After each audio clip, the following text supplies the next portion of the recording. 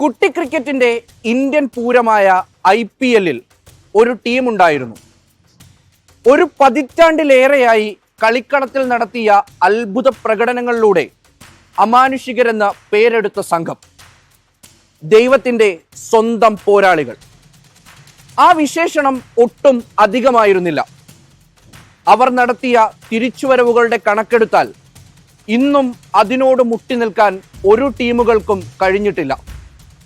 പക്ഷേ കാലവും കഥയും മാറി. പ്രതാപകാലത്തിന്റെ നിഴലിൽ പോലുമല്ല ഇന്ന് ആ സംഘം. അതെ, പറഞ്ഞു വരുന്നത് മുംബൈ ഇന്ത്യൻസിനെ കുറിച്ചാണ്.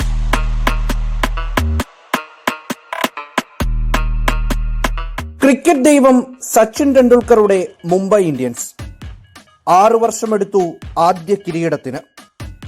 പിന്നീട് അങ്ങോട്ടുള്ള ഒരു പതിറ്റാണ്ടിൽ IPL-ന്റെ ഉടയോർ എന്ന് ഒരു ടീമിനെ വാഴ്ത്താമെങ്കിൽ അത് മുംബൈയെ മാത്രമായിരുന്നു.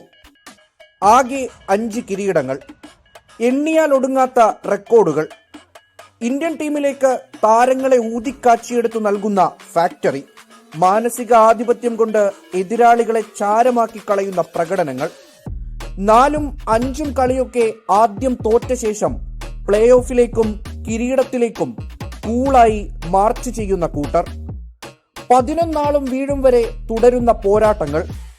ക്രിക്കറ്റ് ലോകം എന്ത് അത്ഭുതത്തോടെയായിരുന്നു മുംബൈ ഇന്ത്യൻസിനെ കണ്ടിരുന്നത്. എന്നാൽ കഴിഞ്ഞ സീസണുകളിലായി പരിതാപകരമാണ് മുംബൈയുടെ അവസ്ഥ.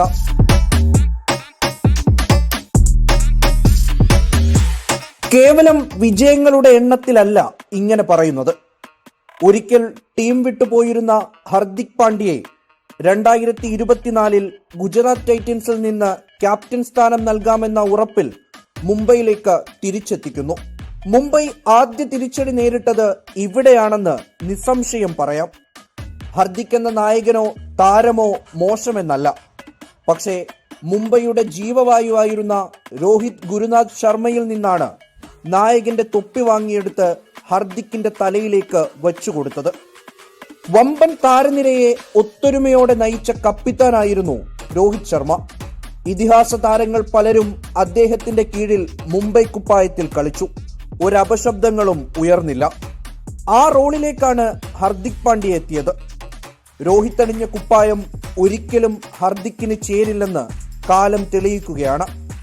എന്നും ഹാർഡ് കോർ ടീമിനെ നിലനിർത്തി ഒത്തൊരുമയോടെ ഒരു കുടുംബമായി കളിക്കളത്തിനകത്തും പുറത്തും നിലനിന്നിരുന്ന മുംബൈയിൽ ആ തീരുമാനം വലിയ വിള്ളലുണ്ടാക്കി. പ്രധാന താരങ്ങളായ സൂര്യകുമാർ യാദവിനും ജസ്പ്രീത് ബുംറയ്ക്കും ഹർദിക്കിനെ നായകനാക്കിയതിൽ എതിർപ്പുണ്ടായിരുന്നുവെന്ന് റിപ്പോർട്ടുകളുണ്ട്. അവിടെ തകർന്നതാണ് മുംബൈ ടീമിന്റെ ഐക്യം. സ്വതവേ തന്റെ ഇഷ്ടപ്രകാരം മാത്രം ടീമിനെ നയിക്കുന്നയാളാണ് ഹർദിക് പാണ്ഡ്യ. അഗ്രസീവായ നായകൻ അയാളുടെ തീരുമാനങ്ങളിലേക്ക് മാത്രം ടീമിനെ ഒതുക്കി. മുംബൈ പോലെ 11 പേരും ജീവൻ കൊടുത്തു പോരാടുന്ന ഒരു സംഘത്തെ കളത്തിനകത്തും പുറത്തും ചേർത്തു നിർത്താൻ ഹർദിക്കിന് കഴിഞ്ഞില്ല. ഒത്തൊരുമ നഷ്ടപ്പെട്ടതാണ് മുംബൈ ഇന്ന് അനുഭവിക്കുന്ന തിരിച്ചടിയുടെ പ്രധാന കാരണം.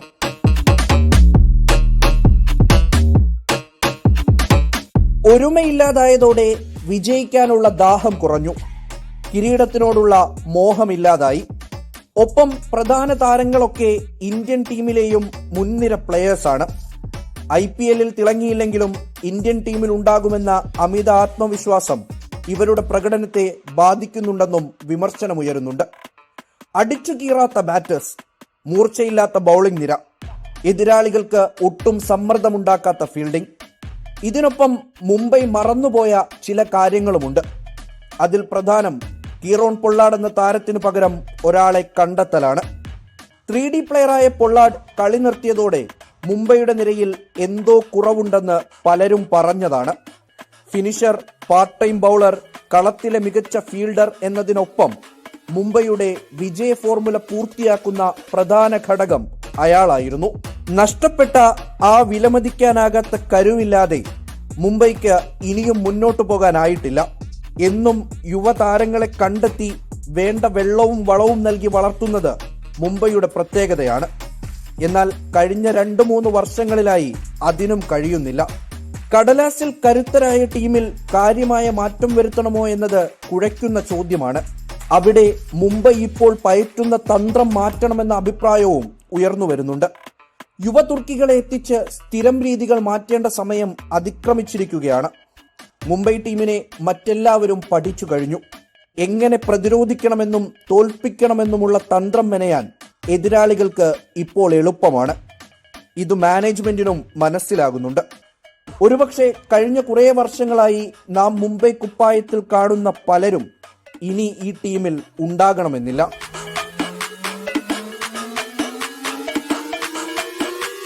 കാര്യങ്ങൾ ഇങ്ങനെയൊക്കെയാണെങ്കിലും ഞൊടിയിടയിൽ സ്വിച്ച് ഇട്ടതുപോലെ ഫോമിലേക്ക് എത്താൻ കഴിയുന്ന ടീമാണ് മുംബൈ ഇന്ത്യൻസ്.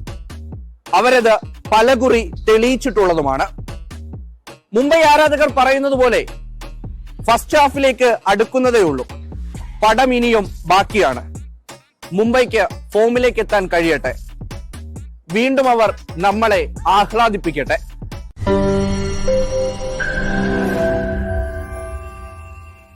ലോകത്തെവിടെയായാലും ഏത് സമയത്തും 24 വാർത്തകളും ഓഗ്മെന്റഡ് റിയാലിറ്റി പാക്കേജുകളും എക്സ്പ്ലെയിനറുകളും വിശദമായി കാണാൻ ഞങ്ങളുടെ യൂട്യൂബ് ചാനൽ നിങ്ങൾക്ക് സബ്സ്ക്രൈബ് ചെയ്യാം.